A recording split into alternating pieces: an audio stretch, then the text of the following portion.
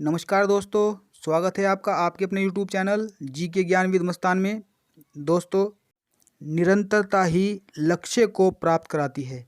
निरंतरता ही लक्ष्य को प्राप्त कराती है। इन्हीं शब्दों के साथ आ गया हूँ मैं ज्ञान बिंदु पार्ट 2 लेकर। स्वागत है आपका। दोस्तों, जब 10 मिनट की वीडियो नहीं देख सकते तो 10-10 घंटे कैसे पढ़ाई कर सकते हो? बताइए दोस्तों। सफलता यूं ही नहीं मिल जाती है।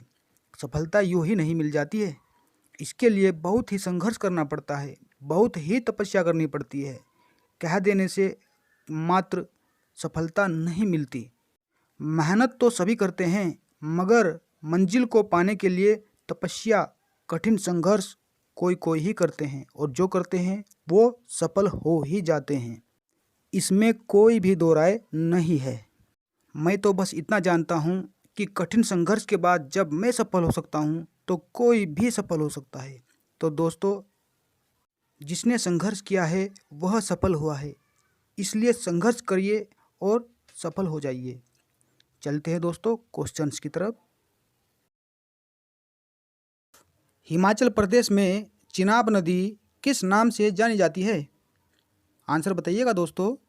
हिमाचल प्रदेश में चिनाब नदी किस नाम से जानी जाती है? तो उत्तर हो जाएगा दोस्तों चंद्रभागा के नाम से। तो याद रखिएगा दोस्तों। चलते हैं अगले क्वेश्चन की तरफ। क्वेश्चन नंबर 2, एशिया की प्रसिद्ध ट्रांस साइबेरियन रेलवे का विस्तार कहां से कहां तक है? आंसर बताइए दोस्तों। एशिया की प्रसिद्ध ट्रांस साइबेरियन रेलवे का विस्तार कहां से कहां तक है? तो उत्तर हो जाएगा लेनिनग्राड से व्लादिवोस्टोक तक। याद रखिएगा दोस्तों। चलते हैं अगले क्वेश्चन की तरफ। क्वेश्चन नंबर 3, समान सूर्यताप की अवधि प्राप्त करने वाले स्थानों को मिलाकर खींची जाने वाली रेखा को क्या कहते हैं? आंसर बताइए। समान सूर्यताप की अवधि प्राप्त करने वाले स्थानों को मिलाकर खींची जाने वाली रेखा को क्या कहते हैं? उत्तर हो जाएगा इसका आइसोहेल। तो समान सूर्यताप वाली रेखा को बोलते हैं आइसोहेल। चलते हैं अगले क्वेश्चन की तरफ। भारत का एकमात्र सक्रिय ज्वालामुखी कहाँ पर स्थित है? आंसर बताइएगा दोस्तों। भारत का एकमात्र सक्रिय ज्वालामुखी कहाँ पर स्थित है? आंसर बताइएगा दोस्तों। अंडमान में। तो एकमात्र सक्रिय ज्वालामुखी कहाँ पर स्थित है? अंडमान में स्थित है। याद रखिएगा दोस्तों। चलते हैं अगले क्वेश्चन की तरफ।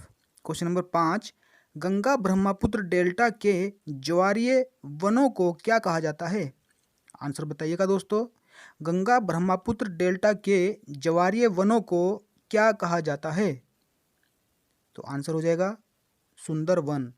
गंगा ब्रह्मपुत्र डेल्टा के ज्वारीय वनों को सुंदरवन कहते हैं। चलते हैं अगले क्वेश्चन की तरफ।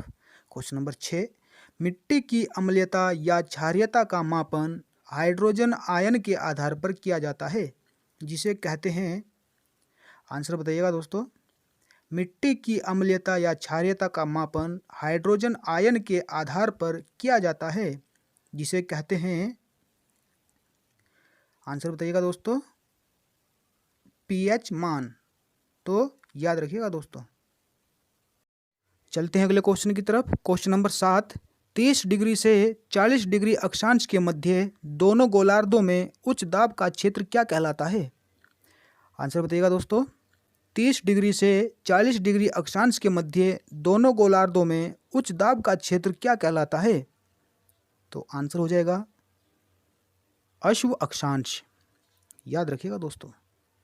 चलते हैं अगले क्वेश्चन की तरफ। क्वेश्चन नंबर 8, अश्व अक्षांश से डोलड्रम की तरफ बहने वाली हवा क्या कहलाती है? आंसर दीजिएगा। अश्व अक्षांश से डोलड्रम की तरफ बहने वाली हवा क्या कहलाती है? तो आंसर हो जाएगा व्यापारिक पवनें। याद रखिएगा दोस्तों। चलते हैं अगले क्वेश्चन की तरफ। क्वेश्चन नंबर 9, रसदार फलों के लिए प्रसिद्ध वन क्षेत्र कौन सा है? रसदार फलों के लिए प्रसिद्ध वन क्षेत्र कौन सा है? आंसर दीजिए दोस्तों। भूमध्य सागरीय वन क्षेत्र, याद रखिए दोस्तों। क्वेश्चन नंबर 10, चंबल नदी का बीहड़ क्षेत्र किस पठार में स्थित है? चंबल नदी का बीहड़ क्षेत्र किस पठार में स्थित है? आंसर दीजिएगा दोस्तों। आंसर हो जाएगा मालवा के पठार में, याद रखिए। क्वेश्चन नंबर 11, पंचायती राज व्यवस्था को किस संशोधन द्वारा संवैधानिक दर्जा प्रदान किया गया था? पंचायती राज व्यवस्था को किस संशोधन द्वारा संवैधानिक दर्जा प्रदान किया गया था?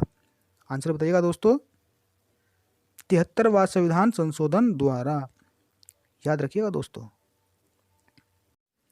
क्वेश्चन नंबर 12, एक मुकुटधारी राजा को सदा धर्म की दृष्टि में रहकर शासन करना चाहिए, यह कथन किसका था?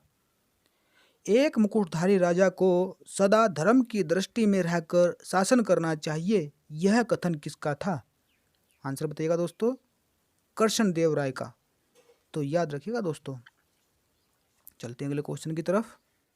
क्वेश्चन नंबर 13, कला की किस शैली को ग्रीक बौद्ध शैली की संज्ञा दी जाती है?